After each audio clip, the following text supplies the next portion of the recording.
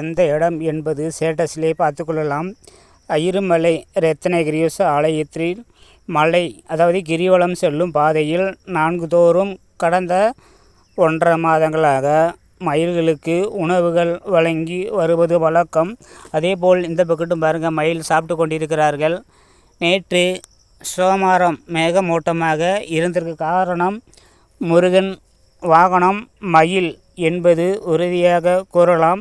இன்றும் வாகனத்தில் எலுமிச்சம்பழம் செலுத்தி மழைக்காக வேண்டுதல் செய்தால் அது உறுதியாக மழை வரும். இன்று கூட மதியம் வாகனத்தில் எலுமிச்சம்பழம் மாலை அணிவிக்கப்பட்டு மயில்களுக்கு உணவு வழங்கும் பொழுது அதாவது சிறிய அளவு மழை பெய்திருக்கிறது. தற்பொழுது ஒரு வேண்டுதல், நாளை கார்த்திகை தீபம் என்பதனால் முருகனிடம் வேண்டுதல் வைத்தால் அது அனைத்தும் வெற்றிதான்.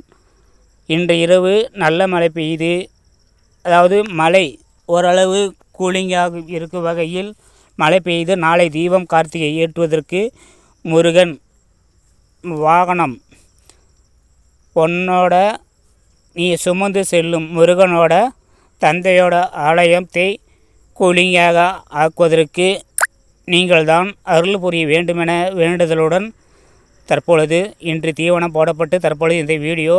என் வாகனம் மிகவும் சக்தி வாய்ந்தது என்பது நான் உறுதியாக கூறுவேன்.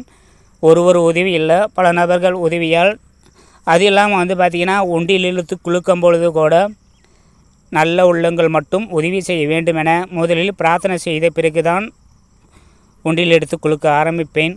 இன்று புதிய தம்பதியர் ஒருவர் வந்தனர். அதாவது அவங்க 2 வீலரில் வந்த நபர்கள் பார்த்திங்கன்னா அவர்களுக்கு கொடுத்த 100 ரூபாய்.